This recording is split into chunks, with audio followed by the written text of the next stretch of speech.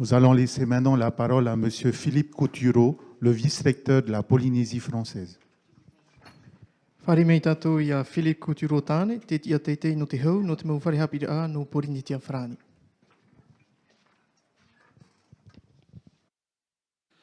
Madame la ministre de l'Éducation, de la Jeunesse et des Sports, chère Christelle Lehartel, Monsieur le directeur général de l'Éducation et des Enseignements, mon cher Thierry, Mesdames et Messieurs les élus, Messieurs les inspecteurs en charge de l'éducation prioritaire en Polynésie française, cher Raymond Ince et cher Didier Rigotard, Madame la professeure de l'Université de Québec, Madame Roland Deslandes, Madame la correspondante académique de l'éducation prioritaire de l'Académie de Lyon, chère Christine, Madame la chargée de la politique d'éducation prioritaire de l'Académie de Guadeloupe, Madame Cynthia Freinet, Monsieur le directeur de l'École supérieure du professorat et de l'éducation de la Polynésie française, cher Jean, Mesdames, Messieurs les inspecteurs, premier et second degré, Mesdames, Messieurs les personnels de direction, premier et second degré, Mesdames, Messieurs les conseillers pédagogiques, Mesdames, Messieurs les enseignants, Mesdames, Messieurs les parents d'élèves, chers élèves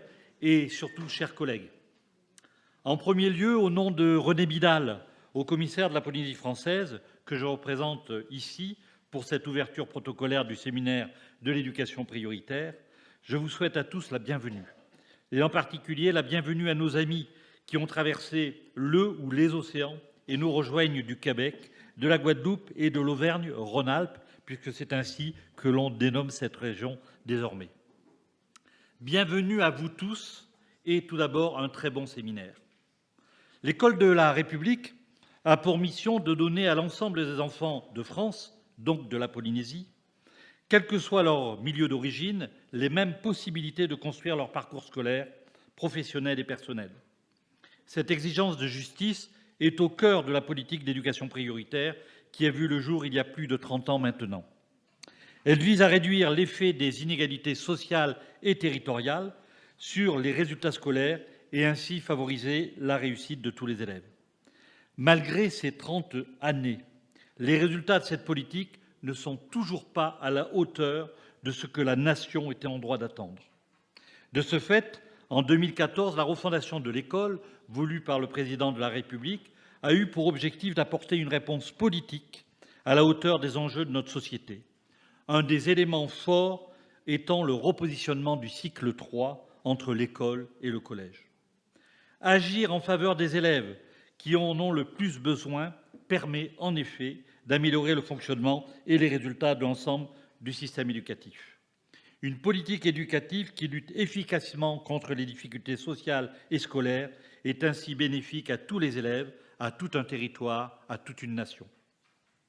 Cette refondation de l'éducation prioritaire s'est articulée autour de 3 axes. Le premier axe est celui des pratiques pédagogiques adaptées aux difficultés rencontrées par les réseaux, prise en charge des difficultés dès le plus jeune âge, accompagnement et suivi renforcé des élèves, usage du numérique. Le deuxième axe est celui des mesures concernant les ressources humaines, enfin du temps pour le travail en équipe, des enseignants accompagnés, des incitations fortes pour stabiliser les équipes.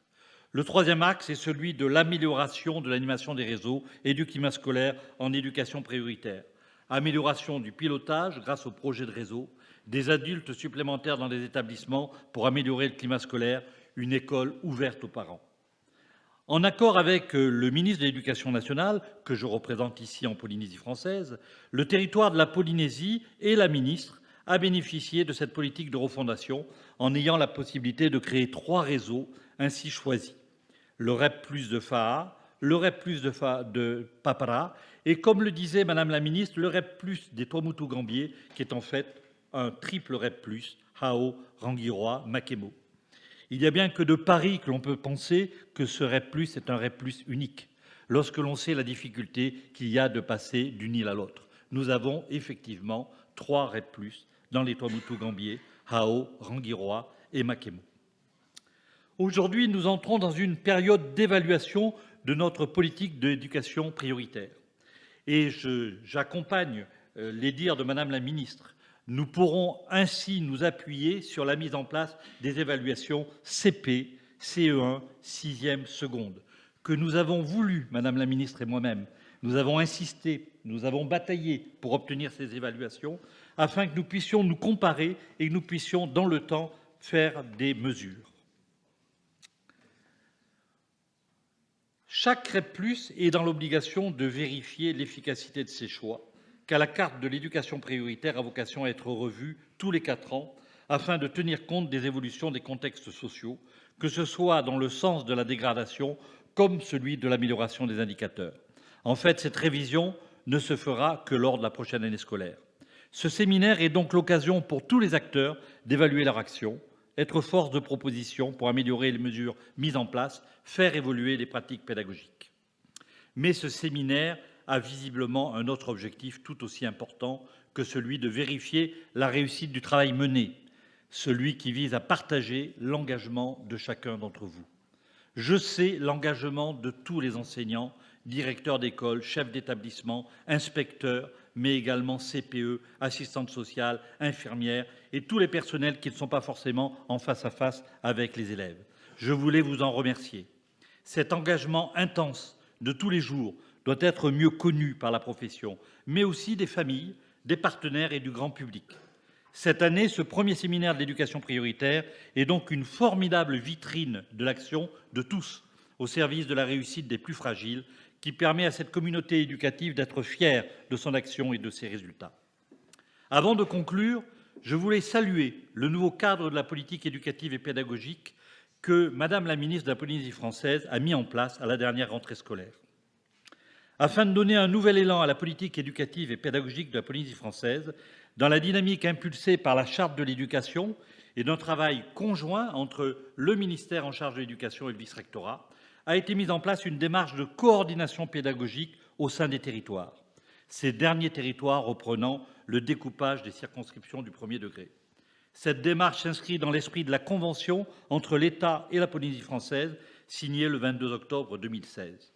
Ainsi, sur chacun des territoires, un binôme composé d'un inspecteur de l'éducation et d'un inspecteur d'académie, inspecteur pédagogique régional, est chargé de l'animation pédagogique des établissements scolaires, les écoles préélémentaires, élémentaires, primaires, les centres des jeunes adolescents, les établissements scolaires du second degré, collèges, centres d'enseignement aux technologies appropriées au développement, lycées professionnels, lycées généraux et technologiques. Les objectifs en sont les suivants. Premier objectif, rapprocher les analyses, les démarches, les impulsions et les actions des corps d'inspection des premiers et second degrés au travers de la mise en œuvre d'observations croisées sur le cycle 3, CM1, CM2, 6e, cycle 3, cycle de consolidation des apprentissages fondamentaux et du passage à la découverte des disciplines. Échange de services ponctuels et concertés entre écoles et collèges, collèges-lycées, CJA, CETAD, SECPA, lycée professionnel, co-intervention. Nous vivons dans un monde trop fermé et trop partagé, trop imperméable les uns aux autres. L'école est imperméable au collège qui est imperméable au lycée. Certes, nous avons des liaisons, mais cela ne suffit pas. Il faut aller au-delà. Il faut que les personnels transcendent les différents sous-ensembles. Formation des enseignants, formation d'initiatives locales centrées sur les écoles de la circonscription, les collèges, ou les lycées. Il est temps que nous formions l'ensemble des enseignants conjointement, école, collège. Encadrement et suivi d'expérimentation pédagogique, notamment celles qui associent les 2 degrés. Madame la ministre et moi-même sommes capables de mettre en place des expérimentations pédagogiques, mais vous en faites tous les jours et il est dommage qu'elles ne soient pas mieux connues et mieux réparties et partagées. Deuxième objectif, rapprocher l'école ou les écoles du collège dans le cadre d'expérimentation. Et comme l'a dit Madame la ministre, cela a été au cœur de notre dialogue de gestion. Notre dialogue de gestion s'est magnifiquement déroulé. Nous avons été très pédagogues, nous avons parlé beaucoup pédagogie. Et comme le disaient nos interlocuteurs, c'est un fait assez rare qu'au cours d'un dialogue de gestion, on parle autant de pédagogie. Oui, Madame la ministre, merci. Merci d'avoir impulsé ces expérimentations. 2 expérimentations à mon sens fondamentales. L'installation du cycle 3 et donc de la classe de 6e au sein d'une école dans certaines îles ne disposant pas de collège. Expérimentations qui ont été lancées à la dernière rentrée scolaire à Fakarava, à Rimatara, à Fatouiva, à Huauka et à Tawata. Par le co-enseignement en classe de CM2 et des échanges ponctuels de services de professeurs des écoles. par la coordination confiée au principal du collège sur l'ensemble du cycle 3 dans certains territoires pilotes, en lien avec l'inspecteur de la circonscription et l'inspecteur pédagogique régional du secteur, expérimentations qui ont été lancées au Tuamotu à Makemo et à Taha depuis la dernière rentrée scolaire. Ces expérimentations ne seraient pas valides sans le suivi et l'accompagnement d'un inspecteur général, M. Brisset, qui est venu avec nous dernièrement, le mois dernier.